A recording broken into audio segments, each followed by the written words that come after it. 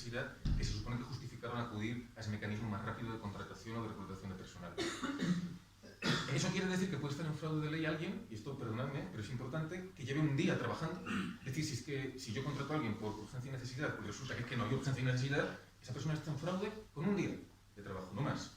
No más. Y lo digo porque hay gente también, la típica pregunta es ¿cuánto tiempo tienes que estar para estar en fraude? Yo no lo sé. Digo, depende de las circunstancias. Si en ningún momento había razones para contratar a un interino, desde el principio. Pero a lo mejor, en el momento en el que fuisteis contratados, sí efectivamente había que desarrollar, no sé, desplegar un nuevo departamento, un nuevo servicio municipal, y en ese momento sí había razones de urgencia y necesidad. Ahora, claro, cuando lleva 15 años así, ya es cuestionable que todo siga siendo urgente y necesario, ¿no? Entonces, que sepáis que el fraude en la temporalidad, lo que os decía, esta es una relación temporal cuando legalmente no es la correspondiente y que pueden hacer desde el principio de la relación o más tarde. Y retomando luego la pregunta que me anticipaba una de las compañeras antes, eso quiere decir que todo esto es casuístico y va caso por caso, y es lo que ha dicho el Tribunal de Justicia Europea muchas veces. Hay que ver las circunstancias de cada persona concreta. Las demandas siempre son individuales, que es una cosa que siempre que voy a cualquier parte me lo preguntan. Las demandas son individuales, a ver, aquí hay que diferenciar ahora entre personal laboral y administrativo, es decir, funcionarios o estatutarios, porque es posible, aunque no sé si aquí habrá el caso, hay personal estatutario de ayuntamientos, sanitario. Entonces, el funcionario estatutario van por lo contencioso administrativo porque su relación se rige por principios de derecho administrativo y los laborales por lo social, por la jurisdicción social, ¿no? En el caso del contencioso administrativo, la demanda es individual no solo porque lo requiera, lo que os decía, el propio concepto de fraude de ley, es decir, tengo que ver mis circunstancias concretas, cómo fui contratado, cuánto tiempo llevo en el cargo, cuántos contratos han sucedido, si ha habido variación de funciones, pero no solo por eso, sino por una razón mucho más práctica, pedestre y vulgar, que es que los jueces de lo contencioso administrativo cobran un plus de productividad por cada número de procedimiento.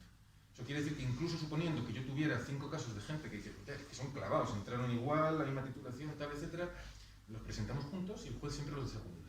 Entonces la ficción es que mucha gente me cuenta de que hay demandas colectivas, de verdad, o sea, cualquiera que haya ejercido, no te digo yo, como yo llevo 10 años, 12 años, pero alguien que haya ejercido 6 meses en el contencioso administrativo sabe que eso no es verdad. Lo digo porque esa es otra idea muy extraña y muy extendida. Pero cualquiera que se dedique a esto sabe que es falso.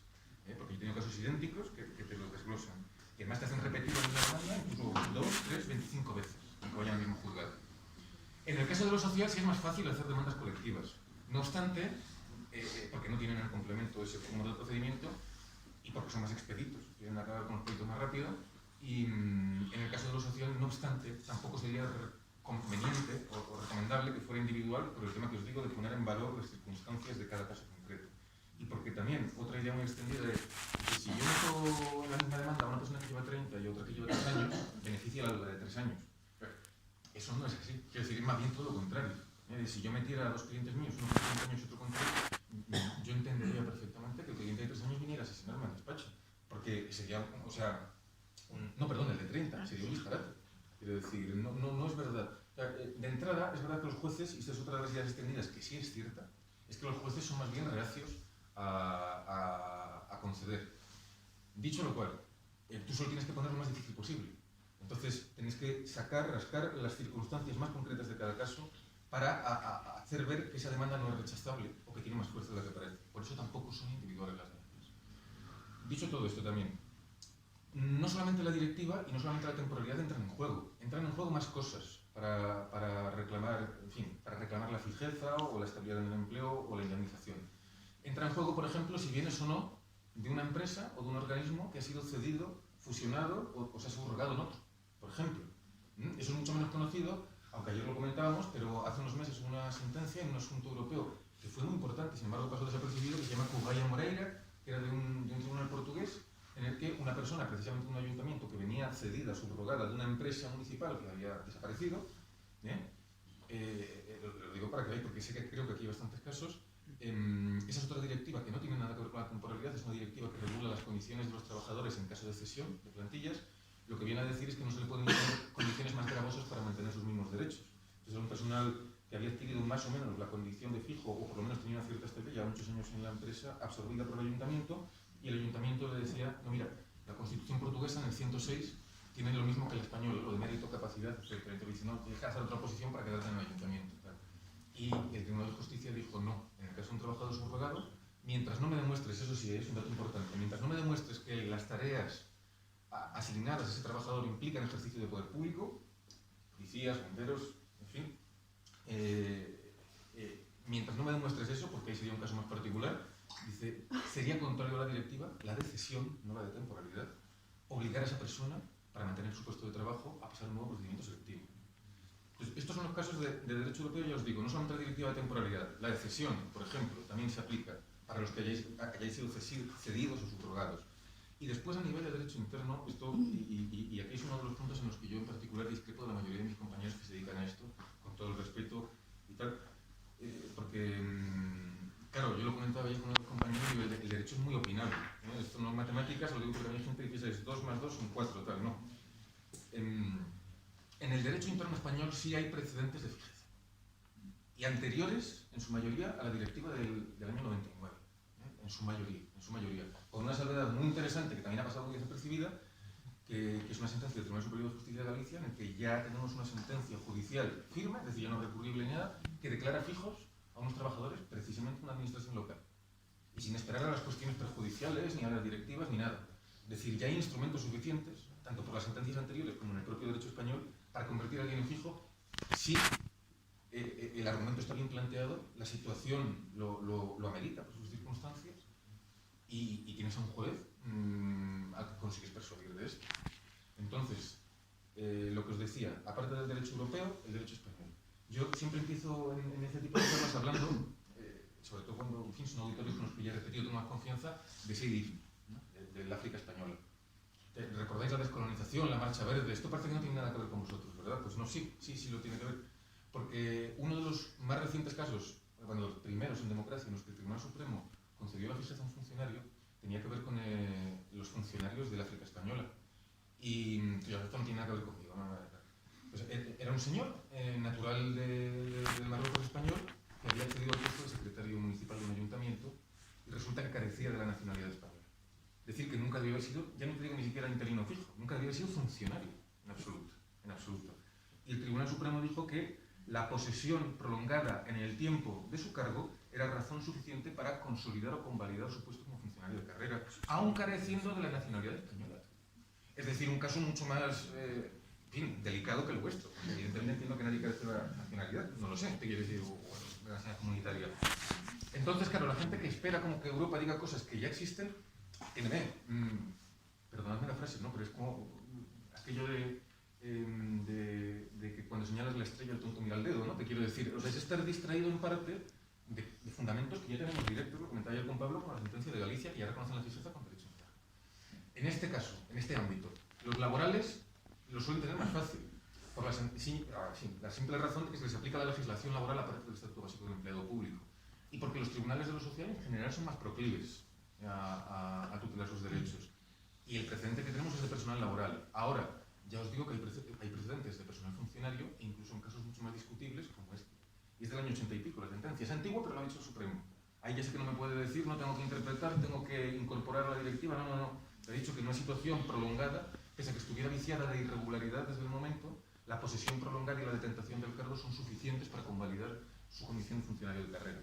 Y después hay otra serie de sentencias mucho más recientes, de las que tampoco se habla, por razones que se me escapan. Es decir, claro que yo llevo mucho tiempo estudiando y trabajando en este tema, ¿no? Hay una serie de sentencias en las que, por ejemplo, no se reconoce o se convalida la fijeza o la condición de funcionario de carrera, pero a funcionarios interinos o funcionarios interinos, personal temporal que fue trasladado, por ejemplo, de unas administraciones a otras, o que cayó en categorías a extinguir, y son casos un poco exóticos, pero que están ahí y son muy recientes, 2017, 2018, se le sigue reconociendo una figura muy antigua que también ha reconocido el Supremo, que es la de funcionario de hecho.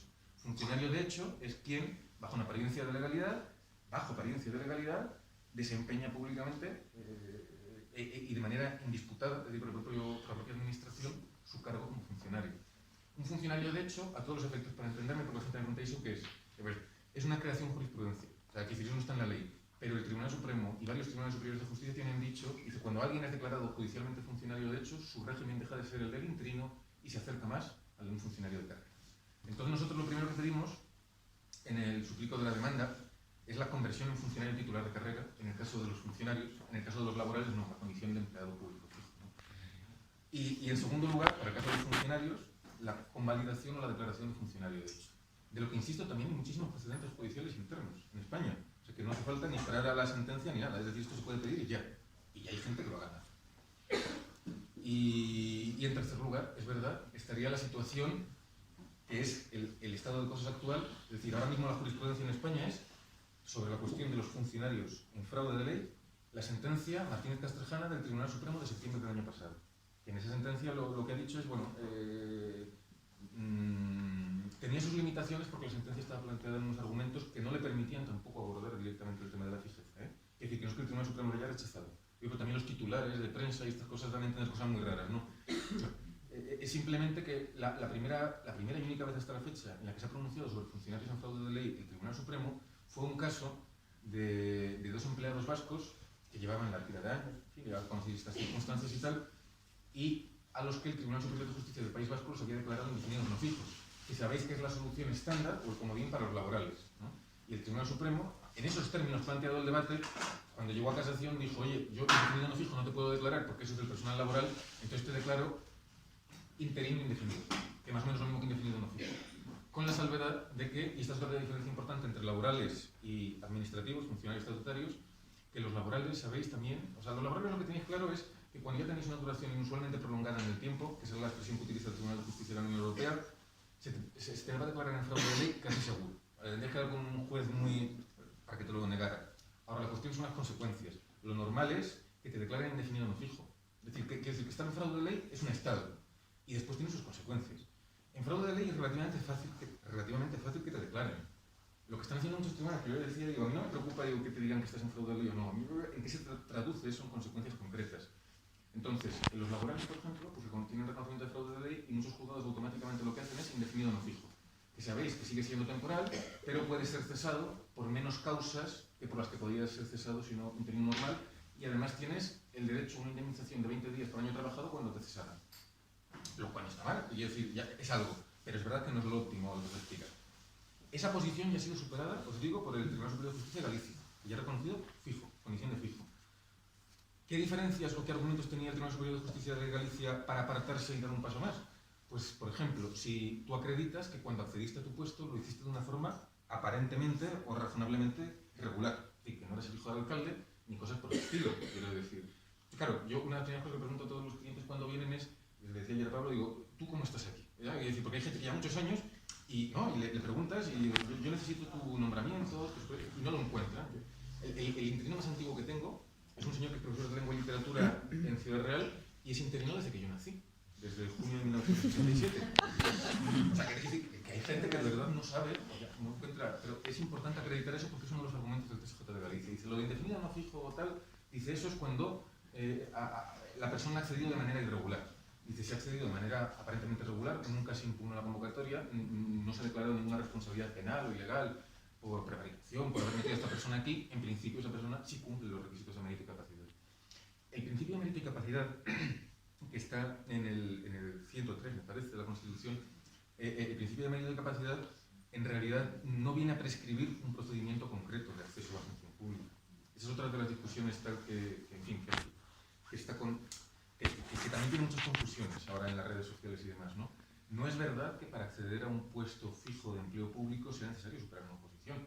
Hay gente que ha accedido, yo digo porque hay gente que le da sarpullidos, ¿no? Y con entrevistas, digo, sí, con entrevistas. Y una entrevista puede ser un proceso hecho seriamente, eso es otra cosa, perfectamente válido o más válido que una oposición, desde luego. Yo creo que convendréis muchos de vosotros conmigo. Entonces, con eso quiero decir que no es cierto que en todo caso sea requisito, sino cuando imprescindible haber superado una oposición.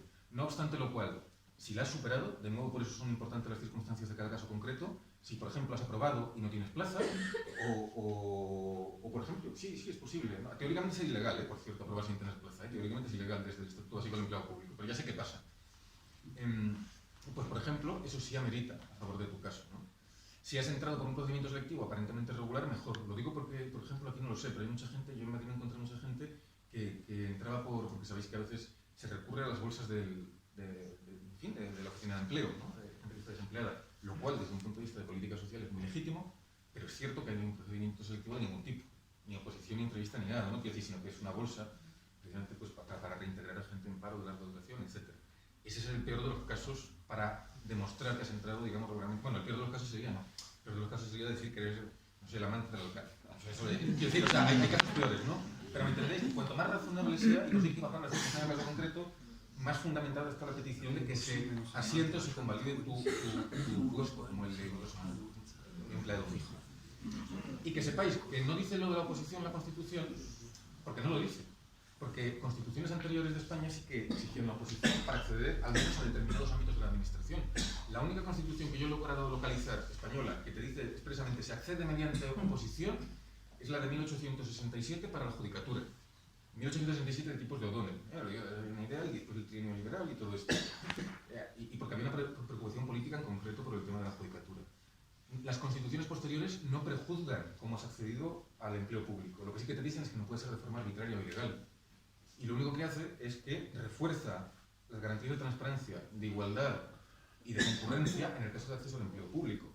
Pero quiero decir que en principio cualquier persona puede alegar prohibición de discriminación e igualdad ante cualquier actuación del Estado, no solamente ante esta. Pero en el caso del empleo público, el principio de capacidad lo refuerza. Es decir, oye, ahí, ten cuidado con lo que haces. ¿Pero que puede ser con una entrevista? Sí. Por ejemplo, en Navarra, cuando se constituyó como comunidad foral, y hay muchos clientes de Navarra, quisieron traer a muchos médicos buenos, de estos que habían estudiado. Sabéis que hasta hace poco la medicina solamente se podía estudiar en Navarra en la privada, la del Opus. Entonces, había muchos médicos buenos que se habían ido después de esa clínica a hospitales prestigiosos estos en Nueva York, con nombres raros y tal. Entonces Navarra dijo, oye, yo, si voy a constituir mi propia sanidad foral, los Unvidets, tal, dice, yo quiero que, no, los Unvidets, dice, yo quiero que recuperar todo este talento. Y claro, si a esa gente con sueldos millonarios en Nueva York les vas a decir que se vengan aquí 5 años que estén en la posición, pues no era un planteamiento atractivo. Entonces, a muchos de ellos los reclutaron por entrevistas. Y ahí sigue, ¿no? Quiero decir que veáis la relativización del sistema de oposición, en este sentido. Y que mientras hayas accedido de una forma que no sea arbitraria ni legal, que haya sido pública y que haya tenido ciertos criterios de valoración y no se hayan aplicado de manera, en fin, despótica o tal, tienes base para, en la línea del Tribunal Superior de Justicia de Galicia, pedir que se te consolide como empleado fijo. Porque, y volvemos al caso de Sidiezmi y de la cerca española, digamos que lo único que os impide a un funcionario interino, lo único que le impide ser fijo, no es no haber pasado una incapacidad, porque se supone que las leyes además lo dicen, el Estatuto Básico del Empleado Público, lo único que le impide es que su nombramiento, su acto de nombramiento, tiene una cláusula temporal. Es decir, en todo lo demás, el acto de nombramiento es igual que el de un funcionario de carrera y el de un empleado laboral igual, ¿no? En el ámbito laboral. Entonces, en el caso, fijaos lo que os quiero decir, vuestros nombramientos son ilegales en el momento en el que la cláusula de temporalidad ya no está justificada. Pero en el resto de cosas sois iguales que un funcionario. Salvo para ciertas cosas, es verdad, por ejemplo, un funcionario interino no puede instruir expedientes sancionadores, disciplinarios, se supone, en la práctica después, en fin, tal, etc. Entonces, lo que le pedimos al tribunal es simplemente que anule y reconfigure el acto administrativo, reconvirtiendo el vicio, es decir, integrándolo en un acto legal. Dice, esta persona tiene todos los requisitos que tiene un funcionario. Ha sido seleccionada conforme a mérito y capacidad, ha tomado posesión del puesto, cumple con los requisitos de la Nacionalidad Española, no ha sido apartado o inhabilitado por sentencia penal firme, etc. Lo único que os diferencia es la cláusula de temporalidad. En el momento en el que esa cláusula deja de estar justificada, porque no se dan las circunstancias excepcionales que la justificaron, se ha desnaturalizado la temporalidad. Integra el acto, conviértelo en uno de funcionario de carrera. Y por eso os pongo el ejemplo siempre de las colonias españolas, porque fijaros que esa persona, y insisto, esto está refrendado por el Tribunal Supremo, esa persona tenía una ilegalidad en su acto administrativo de nombramiento mucho más grave que las vuestras. Porque en vuestro caso lo que falla es la cláusula de temporalidad, es decir, la que dice está sujeto a, sustituye a, o su contrato, es decir, esa persona no carecía de la nacionalidad española. Eso sí que es un requisito mucho más esencial para ser funcionario.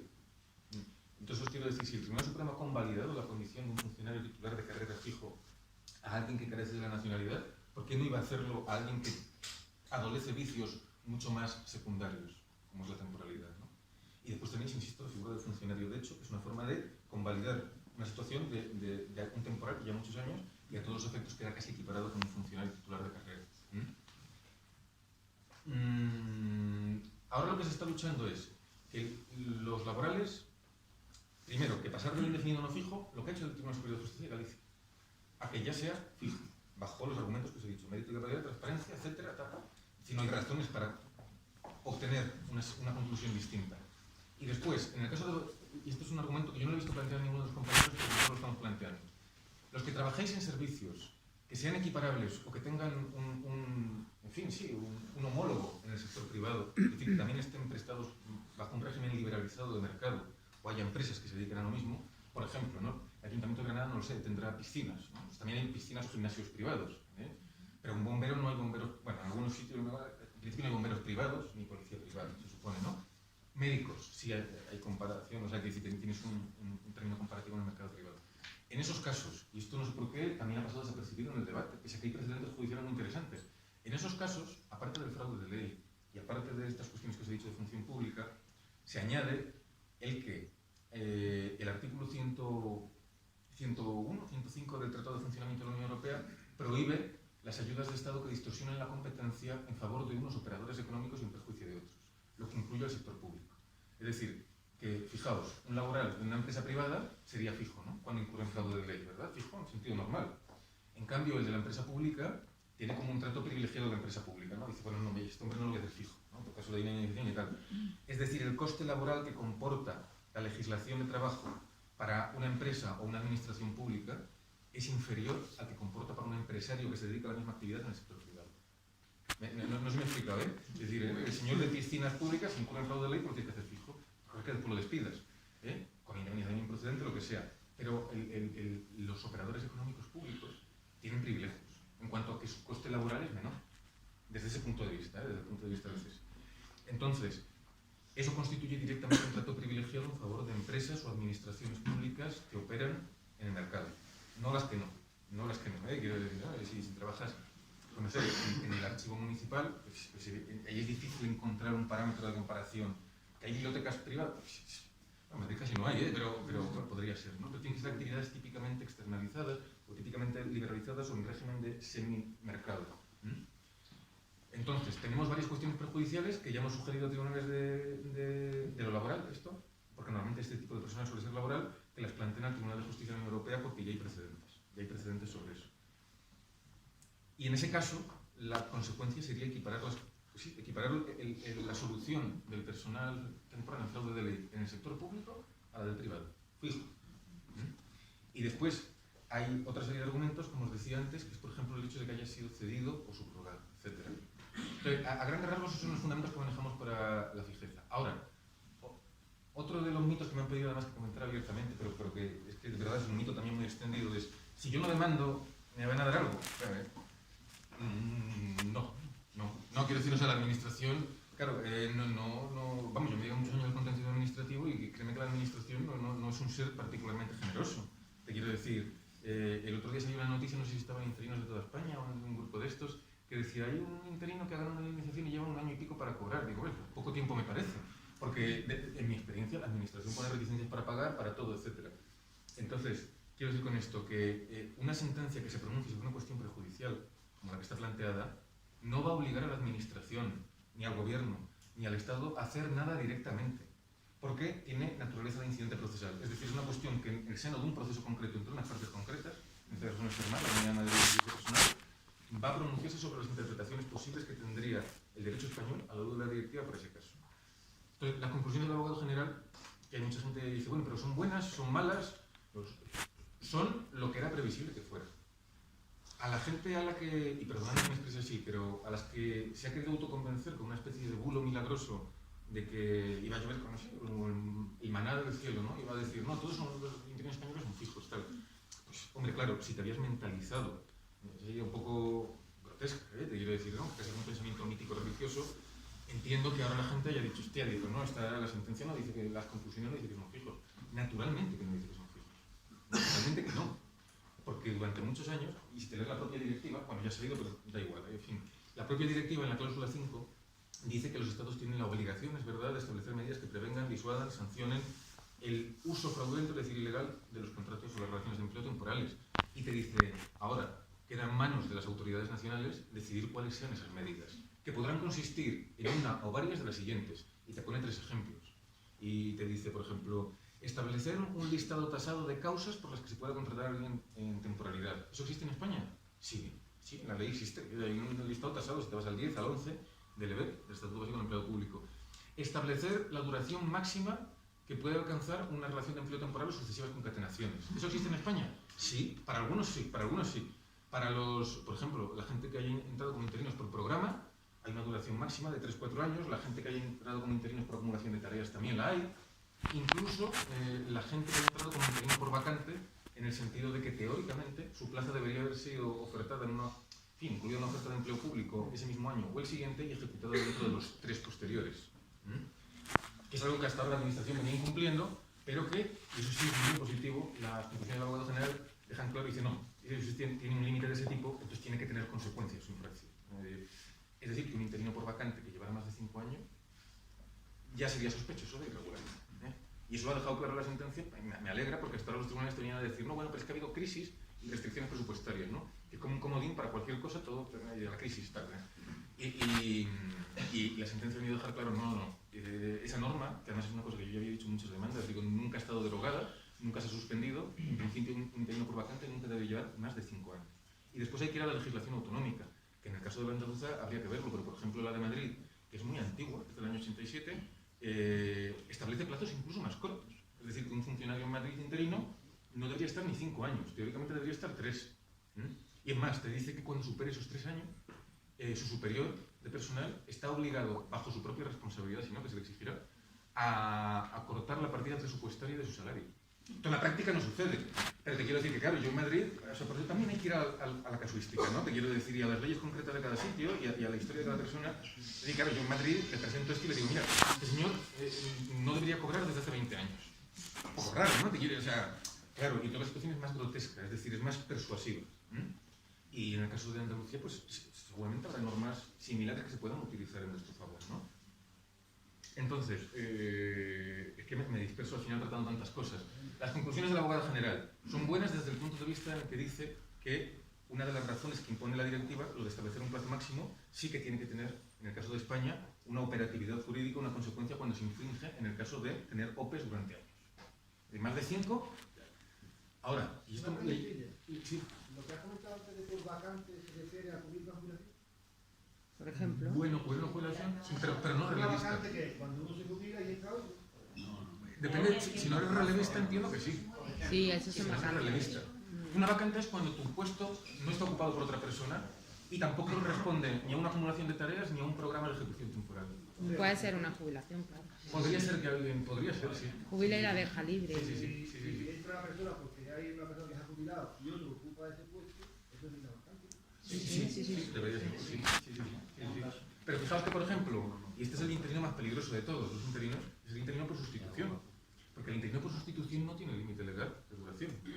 El interino por sustitución, dice el 1B del EBEP, del Estatuto Básico del Empleado Público, que su nombramiento tendrá la duración que tenga todo el tiempo que se prolongue el derecho a la reserva del puesto de trabajo de la persona a la que esté sustituyendo.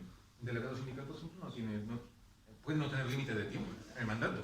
Y de hecho, claro, y en esos casos, por ejemplo, no se cumple una de las condiciones de la directiva, que es establecer una duración máxima. Pero bueno, que ya me he resituado. La directiva te establece varias posibilidades, pero eso pertenece a la decisión interna de las autoridades de cada Estado, y cuando digo autoridades no solamente el gobierno, ni solamente el legislativo, también son los jueces los que pueden tomar una medida de ese tipo, valiéndose del derecho que existe. No van a hacer algo ilegal, en principio, se supone, pero valiéndose del derecho que existe. Con eso quiero decir que la Unión Europea nunca iba a dictaminar que una única solución es la posible, porque las directivas, primero, no siempre son de aplicación directa, sí tienen primacía, pero no aplicación directa, esto ya es un poco más árido. La cláusula 5 de la directiva ha dicho muchas veces el Tribunal de Justicia de la Unión Europea que nunca se va a poder desprender de ella una solución concreta para las situaciones de fraude en la temporalidad, por la sencilla razón de que la propia redacción, la propia configuración de ese artículo de la cláusula 5 deja abierta la posibilidad y le atribuye la competencia de decisión de las autoridades. Dice, algo tienes que hacer, ahora eso es cosa tuya, ¿no? Es verdad que lo que no puedes es no hacer nada. Y desde ese punto de vista, hilvanando con las conclusiones del abogado general, estas famosas de la última prejudicial. Mucha gente que dice, no, después de las conclusiones, las oposiciones libres, o en fin, ¿no?, de toda la vida, dice, son ilegales, tal, porque el abogado general ha dicho que no son una medida acorde con la cláusula 5. Eso es una lectura un poco imprecisa. Y eso también es un tema que ya entra en actuaciones sindicales, ya, por lo que decís antes de las bases y demás. El abogado general lo que ha dicho es, claro, la juez le preguntaba, dice, oye, ¿y el hecho de que haya oposiciones sirve para remediar la situación de estas personas? Y ahora el abogado general dice, hombre, en la medida en que no tienen un trato favorable por el solo hecho de estar en fraude, es decir, por ejemplo, una puntuación de concurso, una ventaja comparativa respecto a candidatos libres, que usted haga concursos libres o posiciones libres, a mí me es igual. Ojo, es decir, no es que diga que sea ilegal, dice, a mí me es irrelevante a la hora de valorar las consecuencias para estas personas. Es decir, que hacer oposiciones libres no es una excusa o una alternativa que tú puedas invocar para dejar de adoptar otra solución en favor de esas personas. Ahora, como elijas tú al personal es cosa tuya, porque además la Unión Europea no tiene competencias en materia de personal, mucho menos de empleo público, de función pública. Lo único que ha dicho es que sepas que eso no es ningún remedio, ni ninguna excusa, ni ningún pretexto para dejar de adoptar otro tipo de medidas que sí se refieran o que sí beneficien a esas personas en fraude de ley. Con esto quiero decir que no es verdad que las conclusiones digan que sea ilegal, es que no podría decirlo, que sea ilegal las oposiciones porque es un asunto de cada Estado. Y lo que sí que le digo es que eso no tiene absolutamente nada que ver con el problema de esta gente ni lo va a solucionar. Entonces no me lo ponga de pretexto para no adoptar otras soluciones. Desde ese punto de vista es interesante. Ahora, lo que decía, la demanda es individual, pero, y otro de los mitos también que corren mucho y la gente pregunta, ¿no? Dice, cuando demando puedo solicitar cautelarmente, es decir, ya de entrada provisionalmente, que mi plaza, no sé, quede bloqueada, congelada, que no salgan ofertas de empleo público, etcétera. Puedes pedir lo que quieras. Ahora, en la práctica, eso es prácticamente imposible. Es prácticamente imposible. Cuando tú quieres parar las oposiciones, y aquí es donde entra también la estrategia colectiva o la solidaridad entre los propios trabajadores, lo que debes hacer es, aparte de tu demanda individual, impugnar las OPEs, impugnar las convocatorias. Y ahí sí, a lo mejor, o consigues paralizarlas, que es difícil, o consigues que las declaren ilegales. Pero son estrategias distintas. Es decir, porque yo siempre que vas al juez y le comentas, y lo comentábamos también ayer, ¿no?, en la cena, dices, yo impugno muchas OPEs y convocatorias y tal, y sabéis que tiene la famosa cláusula de y no implicarán un incremento del gasto. Entonces, claro, pues tú vas allí, claro, y dices, no, oye, pero toda la gente que está en fraude de ley, para el Supremo tiene derecho a indemnización. 20 días, un día, €1, no lo sé, pero alguna tiene. Entonces, cuando esto se ejecute, y es previsible que salgan interinos, va a haber un incremento del gasto. Y lo que siempre me dicen los jueces es, dice, pues puede ser, dice, pero eso es a futuro. Es decir, no son argumentos válidos, son argumentos desconectados. Y, por ejemplo, en el caso del personal laboral es todavía más difícil, porque, difícil.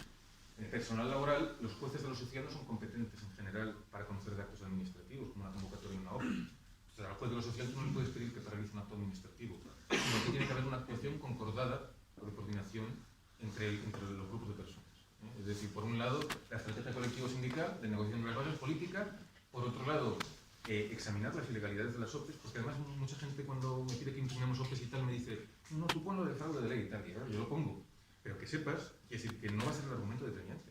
Porque además, las administraciones, y vosotros que venís de la administración local, lo sabréis muy bien, están acostumbradas un poco a hacer lo que les sale, es decir, en la falta de empleo público. Entonces yo me he llevado gratas sorpresas de que cuando, por ejemplo, impugnamos una OPE, con independencia del tema de la interinidad, con independencia del tema de la temporalidad o del fraude, la propia oferta de empleo público tiene tantas irregularidades en su procedimiento que muy probablemente vaya a ser declarada ilegal. O sea, que no es una opción a descartar, pero es una opción y un procedimiento distinto, de la demanda, que siempre va a ser individual la del fraude.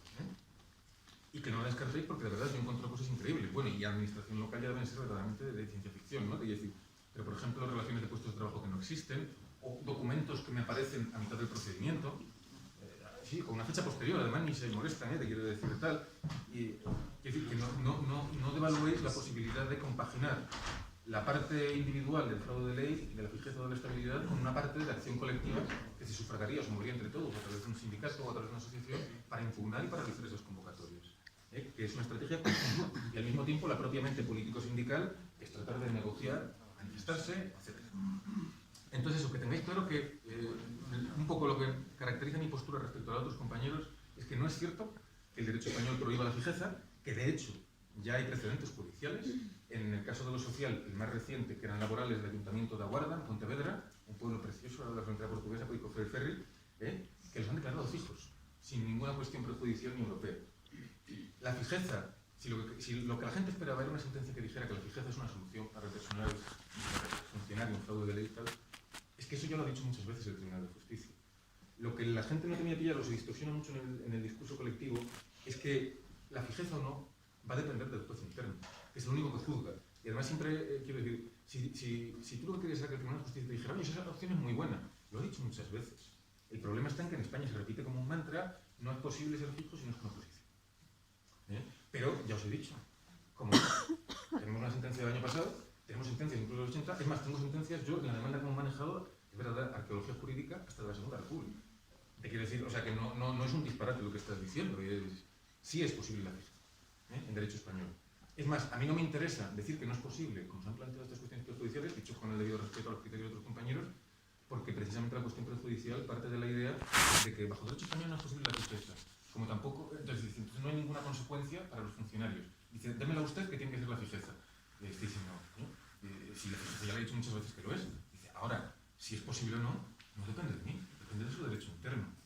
Entonces es muy importante tener presente, o sea, todo lo contrario, que en el derecho interno sí es posible la fijeza. Porque si no, la Unión Europea es que nunca te la va a dar. Es decir, porque ella interpreta ante varias posibilidades y una de las cláusulas de la directiva precisamente dice corresponde a los Estados miembros determinar en qué circunstancias un contrato temporal pasa a considerarse un contrato fijo. Entonces, claro, hay que ir al derecho español y ver bajo qué condiciones. Acordaos del caso del funcionario que carecía la nacionalidad. Y para que veáis hasta qué punto puede llegar a ser esto casuístico y de persona por persona. Nosotros las demandas siempre las hacemos individuales, las enviamos unos 10 días antes, una semana antes a cada persona para que las corrija. Digo corrija, entiéndeme, porque bueno, uno puede cometer errores, sobre todo en el historial, en el relato de hechos, o al menos si la quiere quemar, que la queme, ¿no? Pero quiere decir que yo os la he enseñado. Y para que veáis hasta qué punto están adaptadas, es decir, hay aspectos singulares como lo de que haya sido cedido, como el procedimiento por el que hayas accedido al empleo, si ha sido subrogado, etc. Pero yo siempre cuento esta anécdota que le dije a Pablo, digo, ahora lo voy a comentar, que de todos los casos que llevamos, que a lo mejor son unos, pues sinceramente, no puedo decir, pero 300 y pico, hay una persona de la que estoy convencido que es la única en la que yo sí que le digo, oye, esta persona gana. Digo, si no ganamos eso, digo, yo me inmolo en la Plaza de las Saleses en el Tribunal Supremo. Digo, que es un señor guatemalteco, interino desde hace 10 años en la sección de pediatría de un hospital de Castilla-La Mancha. Jefe del departamento. ¿Funcionario? Sí, bueno, estatutario interino, por vacante y tal. Y qué coño tiene que ver que sea guatemalteco, ¿no? Incluso habrá gente que diga, hostia, un extranjero, cosa más rara, ¿no? Te quiero decir. Bueno, pues para que veáis hasta qué punto hay que bajar las circunstancias particulares de cada caso. Hasta qué punto, y no es posible generalizar ni hacer demandas masivas, es que yo cuando vi el caso de este señor, entre todos los que consideramos, digo, hostia, es de Guatemala, tal. Y, bueno, yo por razones familiares y tal, tengo amigos de Centroamérica y de Guatemala, y resulta que Guatemala, en el año 50 y pico, por ciertos tratos personales de favor que tenía Franco con no sé qué fábrica de tabaco o algo así de Guatemala, hicieron un tratado internacional que sigue vigente a día de hoy, en el que dice que cualquier guatemalteco y cualquier español, por el solo hecho de instalarse desde el primer día, residente legalmente en el otro país, adquiere automáticamente la nacionalidad, sin necesidad de ninguna otra cosa más. Este señor se presentó de interino. Es más, vino exprofeso porque presentó la candidatura y le dijeron que este tal. Fijaos hasta dónde llega el INRI, o sea, quiero decir, y las circunstancias particulares, estuvo de interino unos años y salió en oposición. Y se presentó y aprobó. ¿Sin plaza? No, con plaza. Y cuando iba a tomar posesión de la plaza, que también esto es... Bueno, cuando iba a tomar posesión de la plaza, le dije, pero si usted no tiene la nacionalidad. Y claro, es verdaderamente asombroso. Primero, porque para ser interino ya tenía que tener la nacionalidad. Quiero decir, es decir, que entonces me está diciendo que todo este tiempo tampoco debería haber estado aquí. Yo, pues que mala hostia, ¿no? Dice que justo cuando haya cogido la plaza que quería tener, es cuando se dan cuenta ellos, dicen, ¿no? Entonces, claro, este hombre está en fraude de ley, bueno, porque lleva un montón de años, pero es que además ha superado un procedimiento selectivo, pero es que además obtuvo plaza, pero es que además, y esto es lo interesante, nunca debió haber sido excluido de la toma de posesión de la plaza porque desde el primer día en que se instaló legalmente en España, el Tratado Internacional firmado por Franco en 1954 le concedía la absoluta equiparación de derechos a un nacional español. Este señor, si el juez me dice que no tiene mérito o capacidad, que no tiene nacionalidad, no sé qué me va a decir, te quiero decir. Entonces, para que veáis hasta qué punto hay que descender al caso concreto. Y además, yo cuando vi esto, lo primero que dije, ¿tú conoces a guatemaltecos? Y decir que esa niña no está porque esa gente no va a tener ganado. Y también para que veáis lo importante que es la elección de abogados. Esto es una profesión. Quiero decir, o sea, tenemos mala fama en nuestro gremio, nos precede y tal, pero claro, nosotros vivimos de esto, quiero decir, de pleitear. Y hay abogados hasta la sopa. Quiero decir, pero para que veas también a veces que es una relación de confianza y esto es muy importante, ¿no? Y de trato individual. Por eso una compañera me preguntaba antes, dice, pero si contratamos contigo, dice, vamos a ir a hablar contigo, o sea, vas a ver mi caso concreto. Y, claro que sí.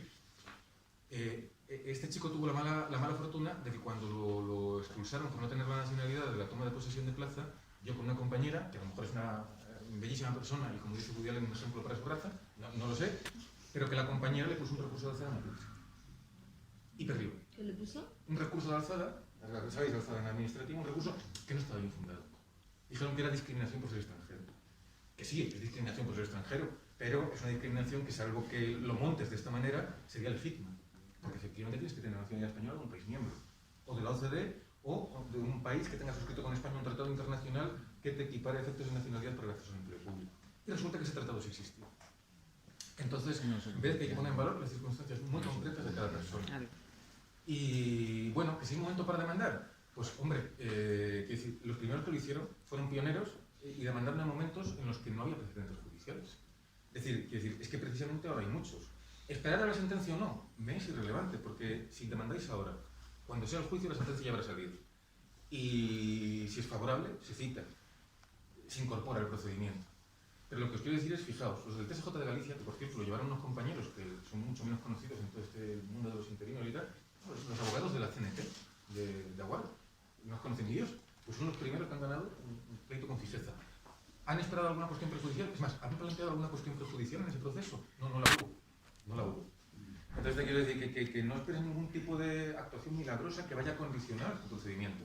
Pero hay gente que me dice, no, si es que el problema no es ese, el problema es otra idea muy extendida, que es que, y esto yo ya de verdad que lo pregunto una cantidad de veces, dice, es que, ¿y si el Estado legisla? Y dice, bueno, digo, el Estado legisla todos los días, te quiero decir, sobre todo el precio del tabaco, si veis el lo puede. Y la situación política en la que estamos, el acceso al empleo público, precisamente porque tiene un derecho, está asociado con un derecho fundamental, no se puede regular por decreto ley. Entonces, haría falta una ley. Y además, parece que todavía no somos conscientes que vivimos en un estado fragmentado. Nos guste o no, a mí me parece simpático los estados fragmentados, centralizados, eso que vengo de Madrid, me parece. Entonces, quiero decir, no solamente no se podría regular por un decreto ley de la Moncloa para toda España, se tendría que regular por una ley porque afecta a derechos fundamentales y se tendría que regular en una ley en cada ámbito de competencia. Es decir, que en Andalucía haría falta una ley de Andalucía. En Cataluña una de Cataluña. No valdría una ley de todo el Estado. Y si la famosa ley esa que todo el mundo teme, ¿no? Que es como un inglés que se llama scaremongering, ¿no? Es decir, un metemiedos, dijera, no, ahora no puedes coger la fijeza, puedes coger la indemnización. Hasta a mí me sorprende, por lo que os decía antes, la administración no es una persona generosa. Es decir, claro, que si tú dices que el Estado va a hacer una ley en la que va a decir, oye, reconozco un montón de millones, teniendo la ventaja que siempre tiene el Estado, que es no hacer nada y que te costes el pleito, me parece eso, en fin, difícil de creer. Pero es que aun si esto sucediera, como vuestra situación ya está consumada, una ley que os quitara derechos, la posibilidad de reclamar judicialmente derechos sobre situaciones ya consumadas en el pasado, sería una ley inconstitucional, porque infringiría el derecho de acceso y de control judicial sobre la administración, de acceso a la justicia, y además tendría un contenido expropiatorio de derechos. Es decir, que de llegar a producirse tal legislación del Estado que la gente dice, sería mucho más sofisticado de lo que parece y muy probablemente sería inconstitucional. Muy probablemente. Entonces, la razón de demandar ahora no es que haya una ley con una espada de Damocles extraña y tal, no. La razón de demandar ahora es que los procedimientos judiciales son lentos y que, y esto es muy importante, muy interesante y quería ponerlo en valor, que al margen de que sea individual y de que sea un problema de circunstancias de cada caso, y que entendáis, como os decía con las convocatorias de las OPEs, que también es un problema de acción colectiva. Y es decir, o sea, esto porque hay mucho dilema de prisioneros, ¿sabéis? Es decir, que yo, bueno, que paguen otros los abogados, y decir, como Europa no va a hacer a todos fijos, ¿no? Pues también entra un poco dentro de ese pensamiento mítico, ¿no? Que decía antes. No. No es lo mismo que en un ayuntamiento como el de Granada, que, hombre, relativamente grande, pero fíjate cuánta gente está. Es decir, si demandan grupos numerosos, y esto ya le paso la pelota a Pablo, a los compañeros y tal, cuando demandan grupos numerosos, la dirección cede a las presiones sindicales y de los trabajadores. Yo he tenido sindicatos mucho más minoritarios que este, en Castilla-La Mancha, mucho más minoritarios, incluso sin representación sindical, a los que no querían ver, y después de haber metido 300 demandas, aparte de que me conoce y me odia el consejero de Sanidad, los han recibido. Entonces que entendáis que, claro, esto es una estrategia conjunta, no solamente la vía judicial, ni mucho menos, sino que la vía judicial se suma a la político-sindical y se suma también a hacer presión por todos los frentes que sean, el político, el propiamente sindical, el judicial, etc. Vosotros pensáis que cuando tengáis un proceso judicial iniciado, si el fraude de ley es relativamente así, para pedirlo ahora mismo. Y es más, ahora que estáis con el tema de la negociación de las bases y tal, demandar sería determinante para que el ayuntamiento tomara acción. Porque tú piensas que cada demanda con fraude de ley es un derecho a indemnización. Es decir, que vais a encarecer colectivamente las decisiones que toman en personal. Incluso en el peor de los casos, pongamos que los laborales se quedan como están, es decir, quiero decir, con lo de indefinido no fijo y de sin indemnización. Vale, que tú dirás, bueno, la no consigo la fijeza. Yo ¿Sabes lo que son 20 días por cada trabajador? Si hay a lo mejor 200 tal, estamos hablando de millones de euros de presupuesto. Pero aparte, perdón, aparte de avanzar es poner la reclamación previa, no irse al Bueno, sí, ¿cómo proceder a...? Es decir, hacer reclamación previa para los que tienen relación administrativa. Sí, y los que tienen relación laboral no están obligados porque en 2015, como tú sabes, no tienen obligación de poner esa reclamación previa, pero también... Bueno, los aspectos más prácticos, ¿verdad? Que no me dijo que no lo pasara por alto. Los que seáis funcionarios, sabéis que no podéis acudir directamente a la justicia porque la administración sigue teniendo privilegios medievales, de que no puede ser sometida directamente a un tercero, a un juez, sino que antes tiene que reconsiderar su propia situación, lo cual es una pérdida de tiempo absoluta, pero eso quiere decir que tenemos que hacer una solicitud al alcalde, al concejal competente, en la que yo les diga, oiga, declara a esta persona fija. Cosa de ciencia ficción, ya lo sé. Y además, lo que yo lo he hecho mucho en los tribunales es que, según desde la ley de presupuestos de 2017, la administración no puede reconocer unilateralmente, sin resolución judicial, el fraude de ley. No sé si lo sabéis, lo prohíbe la disposición adicional de la ley de presupuestos. Entonces yo, una de las cosas que llevo en el juicio es, ¿para qué me has obligado a hacer el tonto aquí, estás 6 meses esperando para una cosa que si alguien me lo hubieras concedido habría sido ilegal? Pero bueno, en el caso de los funcionarios, habría que agotar esa primera vía, que son 3 meses. Después vas a estar en silencio o una respuesta negativa, y ahí sí vas al contencioso administrativo, que por lo que he visto en Granada hay como unos 8 juzgados. Que sepáis que a mí se me está planteando el caso, y yo creo que es favorable y beneficio para vosotros, de que cuando pides la conversión o la convalidación como funcionario de carrera, por el sistema de reparto de competencias entre juzgados, que si no es lo más complicado de explicar, todas las cuestiones de personal en general corresponden al juzgado de primera instancia de lo contencioso, salvo las que tengan que ver con el inicio o la finalización de la relación de servicios de un funcionario titular o de carrera. Entonces, lo que me está pasando en muchos juzgados es que lo están enviando directamente al Tribunal Superior de Justicia de la Comunidad Autónoma. Eso es bueno porque cualquier pleito que se gane en primera instancia es recurrible. Quiere decir que la administración no va a recurrir, porque no le cuesta nada, tiene abogados en plantilla, su papel. Entonces, llevándolos directamente al TSJ, me aseguro, primero, que no te va a juzgar un juez individual en la soledad de su habitación, quiero decir, o sea que, claro, un juez individual es una persona y puede tomar una decisión u otra, o ni considerarlo, etc. No, al TSJ ya te va a juzgar una sección de al menos 3 magistrados. Entonces ya la resolución tiene que ser más fundada. Y además va a sentar jurisprudencia para esa comunidad autónoma. Entonces ya te aseguras una resolución entre más fundada. Le ahorro a la persona la posibilidad de estar un año esperando para el juzgado contencioso y que después la apelación dure otro año así, y directamente vamos al TSJ. Y la administración, si quiere recurrir al TSJ, puede, en casación, sí. Pero la casación contenciosa administrativa es un recurso muy difícil de admitir, es decir, tiene que estar técnicamente muy fundado. Es decir, como que tú tienes que acreditar que tu caso tiene mucho interés jurídico para que allí en la Plaza de las Salesas, los del Tribunal Supremo, pierdan el tiempo considerando los problemas de simples mortales. Esto no es coña, ¿eh? Esto no. Hasta el punto es así que para que os hagáis una idea, del TSJ al Supremo, la casación, se admiten un 1%. Admiten, ¿eh? Que no quiere decir que se estimen. Admiten es que yo voy a perder el tiempo considerándolo. Hay una sala de admisiones que es una gente que se dedica solamente a leer la preparación de la casación. Y, por ejemplo, en el caso de Aguarda, que os decía antes de Pontevedra, el Ayuntamiento de Aguarda presentó el recurso de casación y, que lo comentaba ayer con Pablo, y no es que el Tribunal Supremo ratificara la sentencia, es que ni siquiera entró a considerarla, porque le dijo, oye, es que esto que me presentas tampoco es una cosa tan relevante jurídicamente, los argumentos que planteó el abogado de Aguarda, no sé cuáles son el Ayuntamiento. Entonces, claro, si los abogados de los ayuntamientos, que son muy desiguales, quiero decir, o sea, yo conocí abogados de ayuntamiento muy buenos y abogados de ayuntamiento que son más, en fin, andar por casa, pues también juegas con esa ventaja. Es decir, esto ya no es un recurso que se puede presentar porque sí, como la apelación. La apelación es un recurso casi libre del juzgado al TSJ. En vuestro caso, como sois de administración local, hay una discusión porque en administración local se supone que todos los actos de administración local, salvo los relativos a planeamiento urbanístico, van al juzgado de lo contencioso al de primera instancia. Aunque creo que sería luchable o defendible tratar de llevarlo directamente al TSJ desde el punto de vista de que la cláusula especial, la que reserva el conocimiento del nombramiento, del inicio o fin de la relación de funcionario de carrera, se atribuye a los tribunales superiores de justicia. En ese caso tendríamos que ir a Sevilla, creo que también hay en Granada, creo que hay una sede del TSJ, sí, ¿verdad? Etcétera. En el caso de los laborales no es necesaria la reclamación previa. Desde 2015, y hubo muchas dudas, pero después el Tribunal Supremo lo aclaró, no hay reclamación previa. Y en mi opinión es una pérdida de tiempo, porque además te vincula, te da un plazo, es decir, te ponen en la situación de los funcionarios. Tienes que ya estar esperando si te resuelven o no, etcétera. Pero es que la ley lo dejó claro, el Supremo se pronunció y dijo, no hace falta reclamación previa, pero ayer llego y vuestro compañero y compañero mío antiguo de profesión, Onofre, me dice que aquí los criterios del decanato del juzgado social es que hay que hacer reclamación previa. Claro, yo me he quedado a cuadros. Algunos. Y echan hasta la bronca por no hacerlo. En Madrid yo nunca he hecho reclamación previa, ¿eh? Y nadie me ha dicho nada. O sea que en principio los laborales tenéis la ventaja de que vuestro procedimiento en general es más expedito, es decir, el juzgado social va más rápido, Yo tengo gente que incluso hemos tenido juicio a lo mejor en 3, 4, 5 meses, no más, y el del contencioso a lo mejor un poco más. No lo es, no lo es. Sí, hemos dicho que no es obligatorio, pero cuando tú te sientas en un juego personal y él es el que juzga, y te dice, ¿usted por qué no ha presentado la reclamación previa? A veces te crees que tú le puedes discutir al juez y puedes negociar con él, ¿no? ¿Qué está diciendo? Es que esto es una forma de haber arreglado esto de alto. Estamos hablando del contencioso. Estamos hablando del laboral, del laboral. Una cosa es la ley y otra cosa es el juez, que es el que tiene la potestad, ¿sabes? En los juzgados unipersonales estás vendido a una persona que puede ser muy buena. Claro, la que ha planteado estas cuestiones prejudiciales tan famosas y tal, las que están ahora, ¿no? Es una señora que hay gente que dice, son varios juzgados de lo contencioso de Madrid. No es verdad. O sea, no, sí es verdad, pero no. El 8, el 12, no sé si era el 14.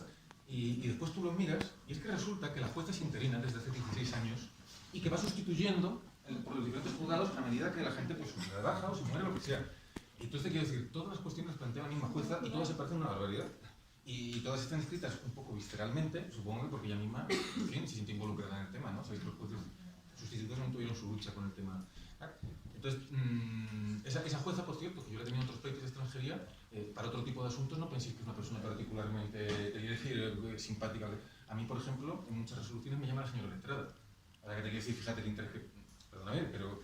O sea, que el juez unipersonal puede ser...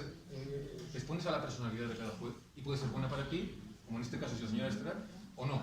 En cualquier caso nos da igual, porque insisto, es que la sentencia que salga del juzgado de lo contencioso de Madrid, cuando vuelvan estas cuestiones prejudiciales, va a ser recurrida en apelación automáticamente al TSJ de Madrid. Y entonces a mí lo que me interesa es lo que vaya a decir el TSJ de Madrid. Por eso ya os digo, que yo los casos que ya estoy pudiendo llevar directamente al TSJ me salto los juzgados individuales. Pues ahora una cosa es que si os metéis en este tipo, esto no se va a quedar en primera instancia. No. Un mensaje que va a ser largo. Y mientras pueden sacar la oferta de empleo. Bueno, pero tú has presentado ya. Sí. Ya has empezado un proceso. Y Eso es otra de las preguntas también importantes que uno siempre dice, ¿y entonces qué pasa si me despiden entre tanto? Yo he tenido clientes, ¿sí que ha pasado? Pues en esos casos pasa, bueno, si eres funcionario laboral es un poco distinto, ¿no? Si eres funcionario te dan el cese, ¿sabéis? Es un acto administrativo y el cese se puede impugnar en el plazo de 2 meses, como un acto administrativo. Y entonces tendrías la ventaja de tener 2 pleitos abiertos para reclamar tu condición de temporal en fraude. El primero que hiciste, la previa solicitud administrativa, etcétera, tal, mientras estabas trabajando, y el del cese, que no está mal, porque a lo mejor resulta que, pues eso, por ejemplo, el segundo juez es más favorable, o el segundo juez es una jurisprudencia que ha evolucionado más en sentido favorable, etcétera. ¿Sabéis el famoso caso de Ana Diego Porras, ¿no? Que se hizo tan famoso? Ana Diego Porras fue una persona que era laboral y demandó solamente cuando la despidieron. Y el juez que le tocó el despido allí en lo social en Madrid le dijo, oiga, usted no es tan fraude tal. Y claro, en las siguientes instancias sucesivas, y esto es una cosa que la gente tiene que entender bien, no se pueden reconfigurar los hechos, el relato de hechos. Se pueden discutir cosas jurídicas, legales, pero no los hechos. Eso quiere decir, y estar en fraude es un hecho, no es una cuestión de derecho, te quiero decir. Entonces, claro, esta señora, Ana Diego Porras, como ya la habían despedido, que se lo jugaba toda una bala a ese pleito. El primer juez le dijo que quedaban excluidos los otros contratos concatenados, porque llevaba 5 contratos o algo así, pues solamente uno. Y después, cuando llegó al Supremo, que fue otro de esos titulares escandalosos que no tienen nada que ver con la realidad, lo habréis oído, fue los interinos no tienen derecho a indemnización. Yo acabo de publicar hace poco, que si queréis os lo paso, los compañeros del sindicato lo tienen, un comentario sobre esa sentencia que dice todo lo contrario. Es decir, no, los interinos que no hayan demandado no tienen derecho a indemnización. Los interinos que no hayan obtenido el reconocimiento judicial de fraude de ley no tienen derecho a indemnización. Entonces, claro, si tú te lo quieres jugar a la última, al cese, o bueno, te lo quieres, pues es el momento en el que, claro, la gente dice, no demando, tal, ya cuando me cesen, pues te lo juegas a una bala. Y si no, lo juegas a 2. Y en el caso de los funcionarios es igual. Abrimos un procedimiento judicial mientras estés trabajando, previa solicitud al ayuntamiento, etcétera, y si llegaran a cesarte, impugnamos el cese. Y ahí también defendemos el fraude y la declaración de... pero si te cesan porque ha habido una oferta de empleo público y otra persona se ha quedado con tu plaza, es totalmente legal, no es ese cese. Depende de cuáles sean las consecuencias del fraude en la temporalidad. Si las consecuencias son que eres indefinido no fijo, por ejemplo, pues sí, si la persona que ha accedido a tu plaza y ha tomado posesión ha sido por un procedimiento libre, regular, etcétera, pues ese sería legal. Claro. Ojo, no pierdes el derecho a indemnización, ¿eh? Quiero decir, si no demandas, la administración puede hacer contigo. Ya. Vamos a ser sinceros, o sea, te quiero decir, y más nosotros trabajamos en la administración local. Como mínimo por el dinero. Sí. Es que al final, claro, sí, lo que ya está ganado mínimo es un derecho de indemnización. Nosotros vamos más allá, claro, porque bueno, es nuestro trabajo y es vuestro interés, pero lo mínimo es el derecho de indemnización. Cada procedimiento judicial que hagáis le va a suponer a la administración, ¿cuánto? 30.000, 40.000 euros. Mínimo, de entrada, con independencia ya de que después sea más favorable o menos. Porque ya tienes fraude y tienes una indemnización. Claro, esto si lo hacen 1, 2, 3 personas, tiene poco peso. Yo solo decía que ya ahí entra un tema de acción colectiva o de organización sindical. Es decir, cuando lo haces con muchas, se sientan y por ejemplo, mira, yo tengo muchos clientes en Castilla-La Mancha, lo que os decía, donde consejeros de sanidad media y tal, que nos conocemos, de verdad, fuera de, o sea, decir, por redes sociales y tal. Y el otro día ya, después de tantas demandas que tenemos, y algunas de ellas ya ganadas, en primera instancia, le dijeron, hablando en petit comité, claro, esto no lo dijo al público y tal, dice, oye, dice, si soy consciente, decía el de Recursos Humanos, de que es que el coste que me vais a suponer equivale al de todo un hospital de Almansa, que eran pequeñitos. Esto es petit comité, no lo va a hacer en público, ¿no? Entonces, quiero decir, ¿por qué? Porque tenemos 80 demandas puestas. Es decir, claro, un tío, 2 personas no hacen esa fuerza y esa presión. Por eso digo que ya entran en cuestiones de acción colectiva, de coordinación y tal. Y también os lo digo porque si queréis que te planteen, y ahora todas las preguntas estas llegan a la gente, y yo lo entiendo, es el dinero, los honorarios. Claro, yo no cobro igual, entiéndeme, por razones obvias, somos 3 personas y en el despacho, si viene una persona sola, entonces es sincero, conforme a la tabla de honorarios del Colegio de Abogados de Madrid, una demanda sola podría ser 3.000 y pico euros. Yo, las de fraude de ley, como ya es un tema que controlamos, una demanda individual, cobramos, lo decía yo al compañero, unos 2.500 euros. Solamente en primera instancia. Si tú me traes un grupo de 100, 200 personas, te puedo bajar mucho, claro. Pero por razones de economía de escala. Es decir, porque va a haber casos que se repiten, una misma administración cuyas irregularidades voy a estudiar y me van a servir para varios procedimientos para ponerlos en valor, el Ayuntamiento de Granada. O sea, quiero decir, a mí me economiza el trabajo y a vosotros rentabiliza también los horarios, claro. Y aparte tiene la ventaja de lo de la acción colectiva. Es que no se va a sentar igual, este señor, ¿cómo se llama? Paco Fuentes, perdón, sí. ¿no? Un responsable personal no se sienta igual delante de ti cuando sabe que tiene 80 demandas que contar. Créeme, ¿eh? Y yo te lo digo de clientes que han pasado de pasar de ellos, no darles audiencia nunca, ahora juntarse con ellos y decirles, oye, sí, me estoy jugando el presupuesto de un año a los que te dan más. Entonces, claro, que la mejor solución sería, digamos, político-sindical, más que judicial. Es decir, que yo voy a intentar que el juez declare o convalide la ficha estatal, sí, pero, oye, yo trabajo para vuestros intereses, es decir, no es pleitear algo tonto. Si antes de esto sucede que por la presión, si llega algún tipo de arreglo, lo que proponía antes Pablo tal, un concurso de méritos, etcétera. Pero los políticos sindicales estamos solos. Como sindicato estamos solos. Claro, pero razón de más, que decir, cuando no tienes fuerza como sindicato, si es que lo que te digo, los de Castilla-La Mancha, estos mis compañeros, estos mis compañeros no han sacado ni un vocal en las mesas. Casi mayoritario, ¿no? Mayoritario, pero aquí se está obligado a negociar, pero luego simplemente iniciar una negociación. Luego el concejal de personal pues dijeron que tenga en contra a los 5 sindicatos que estamos actualmente en la mesa general de negociación. O sea, es decir, que incluso estando solo nosotros con la mayoría a favor de una base es muy oportuno para nosotros, si la corporación estuviese a favor, perfecto. Pero es que en este caso es que el actor más principal que es la corporación está totalmente. Por eso, que veáis que la vía judicial, o sea, la vía judicial lo que hace es darte fuerza a organizaciones sindicales que en el procedimiento de negociación colectiva a lo mejor no la tienen. Bien porque tienen poca representatividad, que es vuestro caso, creo, o a lo mejor la tienen, pero es baile, ¿no? Quiero decir, o sea, y entonces la vía judicial es la que hace que te sienta. El otro día fue muy positivo el concejal. La Junta de Personal dijo, sí, digo, bueno, y hay que prever también el dinero de indemnizaciones, ¿no? Y dice, ¿y quién ha dicho que va a venir a ver? No, en el sentido de que quién ha dicho que no va a entrar. No estés preocupado, va a entrar todo el mundo, según el concejal. Es un ayuntamiento muy pequeño, vosotros jugáis con la ventaja de que un ayuntamiento No va a hacer falta que hagan. Si solamente demandaréis los que estáis en esta sala, solamente los que estáis en esta sala, la indemnización mínima de 20 días bastaría para meter en quiebra técnica el Ayuntamiento de Granada. Pero eso es otro problema. Pero que haya o no gente. Actualmente no había ninguna demanda por fijeza en el ayuntamiento. Había habido una, pero que se había desistido. Y lo dijo muy contento. No, pero esa demanda que es mía, voy a hablar yo, no era una demanda de fijeza, por lo tanto no se ha desistido de una demanda de fijeza. Era una demanda de indefinido no fijo, pero el juzgado de lo social de Granada me puso después de 2 años, que se señaló a los 2 años. Dado el transcurso de los acontecimientos en estos 2 últimos años, yo de la teoría del indefinido no fijo me he retranqueado y he esperado y he Pero es que eso lo tenías ya. Yo no he desistido de una demanda de fijeza ni puedo vender esa moto del señor. No, pero también sabía que no iba a conseguir otra cosa más que eso. Por eso desistí. Porque el otro asesor jurídico que ahora el consiguió. No llevaba nada, 1 año y pico. Bueno, no es el tema. El tema es que el concejal comentaba que eso lo comentó como, entre comillas, un éxito que no hubiese demanda. sí. Lo cual también a nosotros nos dio un poco la botella. Y bueno, no sé, vamos a traer también, ya lo teníamos, fue casual, porque ya teníamos... Ha sido un éxito mío retirarme a tiempo, porque si yo llego a materializar ese pleito, pues me casca un indefinido no fijo, que al fin y al cabo es lo que tengo.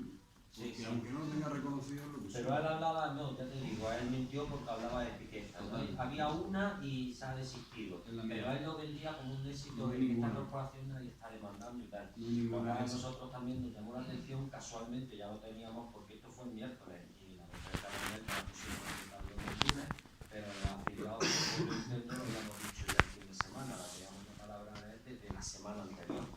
Entonces, nos ha llamado la atención. Trascienden a veces, yo comentaba ahora al compañero que yo comenté que había un programa contra el ejército de tierra. El ejército ya es, la administración hace lo que quiere, el ejército es un mundo aparte oscuro, te quiere decir donde oponerse o tratar de cometer cualquier cosa. No, pues es la primera sentencia, queda mal que lo diga, bueno, en fin, hago publicidad, es la primera sentencia que se ha ganado en la que se condena los militares ascienden por méritos objetivos, digamos, es decir, idiomas, cursos, medallas, etcétera, y después, cuando son altos rangos, van por una junta militar de evaluación, que es como un tribunal tal, y esa junta tiene un 30% para subir y bajar 30% de tu puntuación a cualquier. Es decir, la junta hace porque con 30% tú puedes coger al de abajo y ponerlo arriba y al de arriba ponerlo abajo, que es lo que hace. Y hasta ahora la junta no daba ninguna razón para hacerlo, porque decía que eran bajo sus criterios militares, tácticos o sin cosas raras. Y pues el otro día la Audiencia Nacional por primera vez conseguimos que rectificara de criterio, también porque pusimos al ejército contra las cuerdas sacando mucha mierda, lo que hay que hacer en el procedimiento judicial, eso forma parte de la presión judicial. Por ejemplo, que había informes reservados ilegales, que había bases de datos ilegales en el ejército de tierra y que se manejaban para valores de la gente, opiniones personales, etc. Y bueno, ahora cuando venía para acá, Javier Valero, que me ha acompañado, me acaba de escribir el cliente y me dice, usted, me está llamando el general de la asesoría jurídica de la defensa. ¿Qué quiero decir? Que esas cosas trascienden. O sea, que de verdad el concejal, cuando dijo no había ninguna demanda y resulta que era la del compañero y tal, solamente una, es porque están enterados. Y eso tiene peso a la hora de tomar las decisiones. Por ejemplo, ahora que ha cambiado hace poco el gobierno de Paje, ¿no? García Paje en Castilla-La Mancha, a mí me consta que ciertos cargos de sanidad se han removido a consecuencia de que recargamos unos procedimientos judiciales. O sea, que sirven dentro de esa estrategia colectiva para hacer presión también política. Y más en una administración pequeña como esta, donde si te garantizas una posición negociadora fuerte, es que a lo mejor no hace falta ni una sentencia de fija ni historia. Es que a lo mejor consigues que se doblegue y que haya otra forma, un arreglo más sencillo para todos, ¿no? José, y ese precio que has dicho, si va a otra instancia superior luego, sería más costoso, ¿no? Y si se pierde, ¿qué consecuencias económicas tiene? Si se pierde, sí, lo de las Sí. costas, ¿no? Quieres decir, Sí. claro. Lo de las costas. Los que seáis laborales, en lo social está prohibido imponer costas al trabajador. O sea que os olvidáis de las costas. Y los que sois funcionarios, las costas, si la demanda está bien formulada, prácticamente no se imponen nunca. Si está bien formulada, es decir, aunque pierdas. Yo he perdido la completa en la que dicen, pero bueno, joder, es que estaba muy bien planteado, no le impongo costas. De hecho, ya sin más lejos una. Y si te las impusieran, serían cantidades relativamente, entiéndeme, realmente insignificantes, 200, 400 euros. En un juzgado de primera instancia es muy raro que no me ha sucedido que te impongan costas y en un tribunal superior de justicia a lo mejor lo más que 200 euros. 200 euros. Y a veces es una cuestión simplemente de vengativa, del juez. Quiero decir, o sea, cuando tú has sido beligerante, sí, cuando tú has sido beligerante, yo por ejemplo, y a veces no es una mala señal, en el caso de la Audiencia Nacional contra el Ejército, yo fui muy beligerante porque le dije abiertamente a los jueces de la Audiencia Nacional que estaban protegiendo ilegalidades del Ministerio de Defensa, en mi trabajo, y además sabes que los abogados dentro del juicio estamos amparados, quiere decir que no se nos puede acusar por calumnias, siempre yo puedo decirlo y puedo hacerlo legalmente. Y entonces hubo un momento en que el juez se abrió y en un recurso de reposición contra una inadmisión de prueba en la que pedíamos que se aportaran más informes ilegales, nos impuso 200 euros de costas. Después nos ha dado la razón. Es decir, hay veces que es una cuestión puramente vengativa personal. Y en esos casos además se puede impugnar. Pensad que en lo contencioso, le comentaba yo al compañero, las costas tienen el sentido de que en la litigación entre particulares, que nadie se dedique a picapleitear, a tocar a los otros, haciéndoles perder el tiempo, gastando recursos del Estado, que es la Administración de Justicia. Esto entre particulares te pueden cascar más costas, flipas. O sea, quiero decir, de 3.000, tal. Ahora, cuando pleiteas con la Administración, ¿quién paga al abogado de la Administración? Todos, ¿no? Y está pagado. Entonces, hay gente que sostiene incluso que las costas en el contencioso son ilegales. Se lo digo para que veáis cuál es un poco el panorama. Que hay gente que piensa directamente que son ilegales, que de haberlas tienen que ser simbólicas y que solamente en casos de manifiesta temeridad, es decir, si yo hubiera presentado una mano muy cutre o disparatada o descabellada, por ejemplo, si yo llevara, porque esto se ha habido casos, a un funcionario, tú eres laboral, ¿no? Soy laboral. Pero había mucha gente que lleva funcionarios y ha pedido indefinido no fijo. Eso le imponen costas, claro, porque dices, tú no te enteras. O sea, perdona, entiende, pero quiero decir, claro, los juzgados dicen, claro, si no, en general no tiene por qué las costas ser particularmente elevadas. En el Supremo sí ya lo son, pero también lo son para la Administración.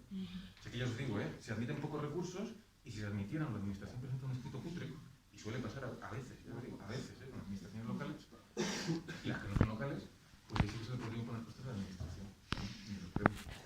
Caso interino de programas y luego en 2015 se nos cambió a laboral, el cómputo del plazo para el abuso de temporalidad pone solamente el de laboral porque nos vamos al juzgado de lo social y se lo va a tener en cuenta la relación laboral. Eso va a depender un poco del criterio del juzgado de lo social. Ahora, en mi opinión, clarísimo, cuenta todo el plazo, porque el Tribunal de Justicia también ha dicho innumerables ocasiones, dice, la nomenclatura o la naturaleza jurídica de la relación de empleo me es indiferente. Es decir, que para mí que haya sido funcionario interino después laboral, a mí me computa todo. Es verdad que en el ámbito de lo laboral, lo social, hay una doctrina del Supremo, que es la de la unidad de contrato, que viene a decir que los contratos temporales entre los que no exista un lapso superior a 70 días se consideran, de hecho, hay que decir que se computan todos juntos. Entiendo que de laboral a funcionario parte igual. Sí, bueno, lo que es que laboral a funcionario es que es un tema muy delicado, porque teóricamente no te pueden convertir de laboral a funcionario sin tu consentimiento previo, informado, y después. Ya sé que en la práctica yo tengo clientes que se han convertido de funcionario laboral y dice, yo un día fui a personal y me dijeron que era laboral. Hay una cosa en el ayuntamiento, en el 18, las plazas, algunas plazas que se metieron, que son personas en el contrato que tienen de laboral, les notifican que cuando salgan de oferta, cuando se ejecute esa oferta del 18, saldrán esas plazas como funcionarios. Pero los han funcionalizado antes, ¿no? Creador No. Las van a funcionalizar en el acto de examen. Eso no se puede hacer. No lo sabemos, pero aquí no tenemos que negociar. Eso al margen, pero que veáis que es una cuestión al margen de la demanda individual de toda una temporalidad. Tú quieres parar las oposiciones, tienes los argumentos. Es una barbaridad, hay que decir. Funcionalizar a alguien, saber que las categorías funcionariales. Tú estás ocupando una vacante como laboral, porque la plaza está creada como laboral, pero el día que te examinas como funcionario. Ese día se produce, mientras pones el nombre en el examen, se produce una conversión de tu vida de la forma de funcionario. Claro, pero son cosas que pasan. Transforma en parada. Tenemos jefes que piensan todo el día y se pagan por ello. Pero bueno, para eso, es que para eso se supone, yo no lo conozco, pero por eso preguntaba yo al compañero, pero la asesoría jurídica del ayuntamiento. Es un ayuntamiento relativamente grande, pero yo que tendrá asesores jurídicos. No, son cambiantes. Vamos libre. Mira una cosa, la gente, por ejemplo, no sé si habrá alguien aquí que ha tenido distintas categorías laborales. ¿Categorías? Por ejemplo, entró hace 15 años de auxiliar administrativo. A los 3 años pasó a administrativo. Después pasó La cárcel, fue cambiando de la cárcel. Bueno, que ofrecían como mejoras de empleo con distintas cosas. Eso ha sucedido también en varios casos. Aquí hay mucha gente que también. dos escenarios posibles, quiero decir, yo ya he visto, que es gente que cambia formalmente de categoría pero siempre hace lo mismo, con lo cual el fraude es clarísimo. He conocido casos. Pero eso será Sí, se va a pasar. No sé si habrá alguien aquí que vaya a pasar eso. Sí, Que ha estado de auxiliar, de administrativo, de técnico, de no sé qué. sobre todo en las carreras auxiliar y administrativo. Sí, pero ahí están planteando contratos. En principio, y precisamente porque son categorías parecidas, suele pasar, ¿eh? Después hablas con el cliente y dice, ¿pero tú qué hacías? Y dice, no, más o menos lo mismo, tal. Entonces, en esos casos, la línea de continuidad del fraude, en mi opinión, se computa todo. Hombre. El caso, perdón que te interrumpa, José, el caso es que, por ejemplo, a la hora de iniciar demanda, me comentaba ayer que tú mandas individualmente, cada uno tiene que llenar un formulario para tú saber la casuística, ¿vale? Entonces ahí mandar la viabilidad, digamos, contestas con una viabilidad, me imagino, para que la gente vea si me interesa o no me interesa. Sí, procedemos normalmente así, un formulario muy exhaustivo, que incluso hay muchos clientes que cuando se lo mandas, esperan o te llaman todo y dices, che, hay unas preguntas raras, tal. Digo, y es porque el formulario es muy exhaustivo precisamente porque hay cierta información en el caso particular que son muy relevantes. Por ejemplo, lo que comentaba ayer, que es un poco gracioso, una anécdota, ¿no? Pero que hay gente que lleva muchos años, y os lo he dicho antes, y le digo, oye, ¿tú cómo estás aquí? Y no encuentran la oposición en la que aprobaron o tal. Pues el formulario, por ejemplo, te pregunta cómo entraste, qué interrupciones has tenido, para qué cuerpos has trabajado. Es bastante exhaustivo. Es bastante exhaustivo para tener en cuenta todos esos detalles. Entonces, claro, sí, en función de eso, pues, claro, te pregunta por los parámetros relevantes para valorar el fraude de ley, no es que te pregunte por tu religión, y algunos de ellos son difíciles de responder porque hace muchos años, o por lo que sea, se ha cambiado de categoría, etc. Pero sí, ese perfil lo tendríais que cumplimentar vosotros, y sin perjuicio de que después la demanda, una vez más, ya os digo, se manda una semana antes, y hay gente que ha rellenado el formulario y ha puesto una cosa que a mí me ha pasado, y después la demanda dice, no, esto está mal, digo, pues tú pusiste eso, y lo vuelve a revisar, ¿no? Mira, en caso, bueno, supongo que a mucha gente también se le plantea de desistir. Imagínate tú que se plantea ahora el caso de funcionar la reclamación previa, el laboral que quiere hacer reclamación previa o no, directamente al juzgado federal. Sale la sentencia europea, ¿no? Y nos dice, ustedes hasta la fecha de Navidad, vamos a ver, ¿vale? Entonces, bueno, pues uno se plantea desistir. En ese caso, ¿qué pasaría? ¿Qué pasaría frente, por ejemplo, a tu honorario, etcétera, etcétera? Digo, pues eso es algo interesante. Hombre, entonces a lo mejor solamente lo que has planteado es la reclamación previa, todavía no te has metido por vía condicional. Sí, bueno, en ese caso, normalmente el pago suele ser en 2 veces, pero bueno, eso en función también de lo que la gente me diga y del importe, no habría problema en pagarlo. Hombre, si hay una sentencia de ese tipo y nos das para esta de Navidad y tal, yo tengo que estar encantados de vosotros, quiero decir, o sea, ya no por pagarme a mí. Sí, claro. Ahora, que eso sería mítico religioso de Lourdes, sí, sin duda. Ahora, hay casos más reales, por ejemplo. No, imagínate que determina, pues mira, vamos a dar una indemnización que el gobierno español dice, la indemnización que va a ser como despido improcedente. 33 días por año y 45 de antes de 2012. Y la más te hago fin, ¿sabes? Fíjate, ¿no? No, pero casos, por ejemplo, más realistas que me han pasado, que a lo mejor ha empezado a demandar y después ha aprobado la plaza. Pues claro, ¿retiramos la demanda o no? Pues en los precios, la relación que me detalles para que no comunique con los asistentes, pone ese caso.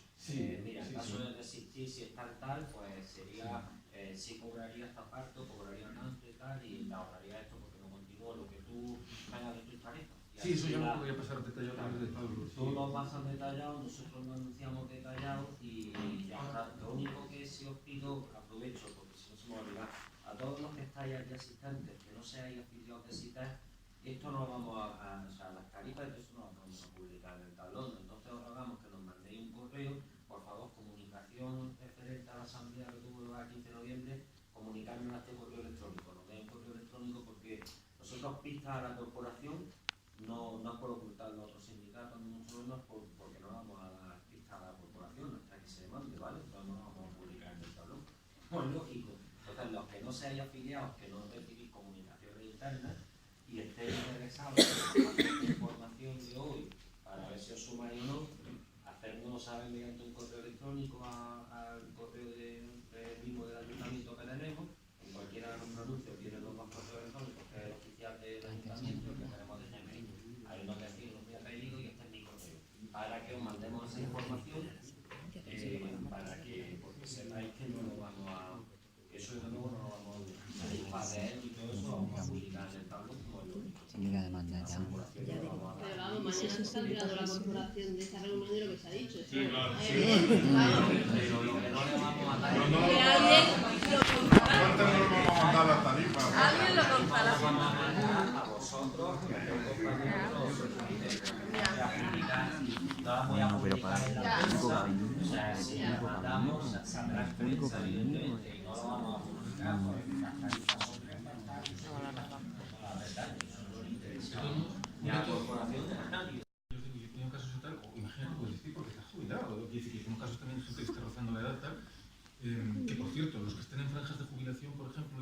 sido transferidos a otros cuerpos también tiene otras circunstancias particulares que pueden hacer valer, pero lo que quería decir es que el fraude, o el posible daño, la indemnización por la irregularidad, es decir, por la relación temporal que ha sido indebidamente temporal, es una indemnización que tú ya tendrías derecho a cobrar de todos modos, incluso aunque adquirieras ahora la plaza por oposición.